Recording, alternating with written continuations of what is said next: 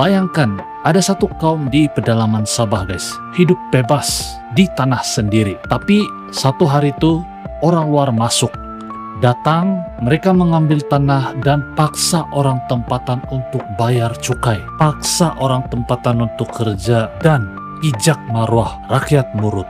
Waktu semua orang di dalam ketakutan guys, muncul seorang dari kalangan masyarakat Murut ini yang sanggup mati demi bangsa dia.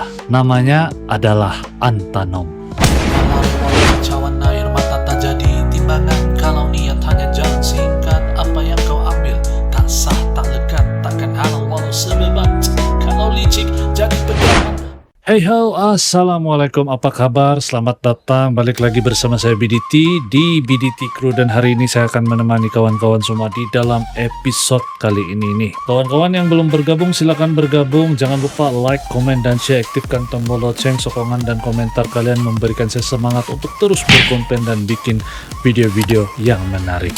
Nah guys, hari ini kita akan bercakap ataupun bercerita tentang satu legenda Sabah, suku Murut yang sangat terkenal, yaitu Antanom guys. Dari dulu guys, semangat juang masyarakat ataupun rakyat di Sabah ini sangat tinggi, dan ini ada satu cerita yang bagi saya sangat menginspirasikan dan sangat layak untuk generasi sekarang mengetahui cerita ini guys. Oke, dulu masyarakat Murut guys hidup di pedalaman Sabah, hidup harmoni, hidup aman, damai, tanpa gangguan apapun. Mereka bertani, berburu, dan hidup mengikut adat istiadat nenek moyang yang mereka diturunkan dari dulu sampai saat itu. Tapi semuanya berubah saat British mulai masuk ke Sabah. Bila British ataupun lebih dikenali sebagai North Borneo Company datang menjajah Sabah, British mulai mengenakan cukai.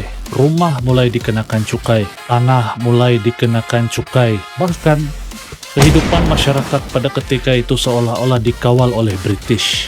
Bukan itu saja guys, bahkan masyarakat pada ketika itu dipaksa untuk menjadi buruh kasar, dipaksa untuk bekerja, untuk menyiapkan jalan-jalan untuk penjajah pada ketika itu. Sebenarnya mereka bukan marah sebab miskin, tapi mereka marah karena marwah masyarakat Murut pada ketika itu dipijak guys. Dan ketika itulah, di saat masyarakat Murut sudah mulai hilang harapan, sudah hampir mulai pasrah dengan apa yang terjadi, muncullah seorang pemimpin yang bernama Ontoros Antanom. Antanom bukan seorang raja dan bukan orang yang kaya, tapi beliau memiliki sesuatu yang ramai masyarakat pada ketika itu tidak ada, yaitu keberanian. Ontoros Antanom tahu kalau masyarakat Murut pada ketika itu terus berdiam, sedikit demi sedikit suku ataupun bangsa Murut ini akan terus hilang. Jadi Antanom mengumpulkan pejuang-pejuang daripada masyarakat Murut ini sendiri. Dia datang dari kampung ke kampung untuk mengumpulkan para pejuang-pejuang yang berani bersama Antanom untuk bangkit daripada penjajahan yang dilakukan British pada ketika itu. Dan ini yang bikin saya rasa sangat kagum guys. Mereka bersumpah lebih baik mati daripada dijajah. Dan pada tahun 1915 bermulalah kebangkitan besar yang pada hari ini dikenali sebagai Rundum Rebellion. Dengan hanya menggunakan alat yang ada guys, sumpit, parang, dan tombak, orang Murut melawan British yang berbekalkan senjata-senjata modern. Ramai yang tahu mereka mungkin akan kalah menentang British yang memiliki senjata yang modern dan canggih pada ketika itu, pada zaman itu. Tapi bagi Antanom ini bukan soal menang atau kalah, tapi ini adalah soal marwah. British mungkin ada peluru, tapi masyarakat Murut, pejuang Murut pada ketika itu mempunyai semangat yang lebih tajam, lebih hebat daripada sebutir peluru. Selepas kebangkitan masyarakat Murut pada ketika itu, dan pihak British North Borneo panik apa yang terjadi. Mereka tahu ini bukan setakat pemberontakan kecil lagi. Ini adalah kebangkitan rakyat pedalaman Sabah yang mulai bersuara dan mulai berani melawan penjajahan pada ketika itu. British pula mulai menghantar lebih ramai askar ke Rundum. Banyak peralatan-peralatan perang yang dibawa oleh British pada ketika itu. Bayangkan peperangan yang berlanjutan itu, British mempunyai senjata modern dan masyarakat Murut pada ketika itu, pejuang-pejuang Murut cuma berbekalkan tombak, parang, dan juga sumpit. Dan kelebihan orang-orang Murut ini adalah mereka sangat mahir di dalam hutan. Jadi British takut dengan kemahiran yang ada pada suku Murut pada ketika ini. Dan pangkalan British ini diserang pada ketika malam, serang hendap, dan diserang pada waktu-waktu yang British tidak jangka. Pejuang-pejuang Antanom akan menyerang. Mereka bergerak senyap pada waktu malam. Satu fakta yang menarik daripada kubu Antanom ini diperbuat daripada kayu-kayu yang keras dan buah buluh yang tebal.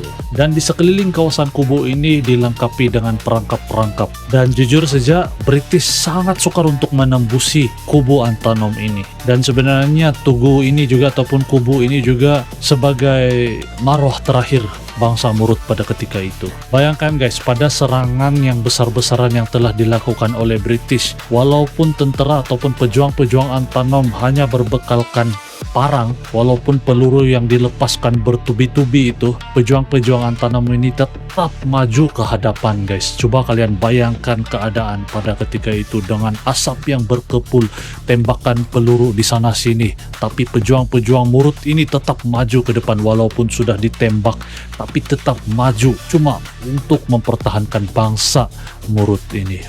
Luar biasa. Sebenarnya guys, sampai hari ini masih ada beberapa versi bagaimana Antanom terkorban. Ada yang bilang beliau gugur ketika pertempuran.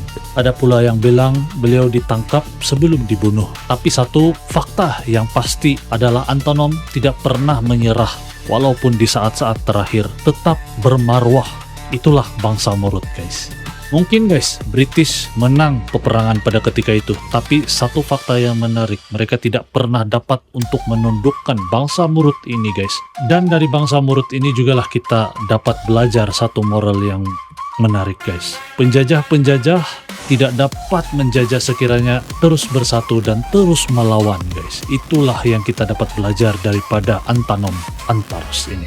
Dan saya percaya nama Antaros Antanom ini sampai hari ini masih disebut-sebut sebagai seorang pejuang yang mengangkat bangsa, marwah, dan nama Sabah ini sendiri.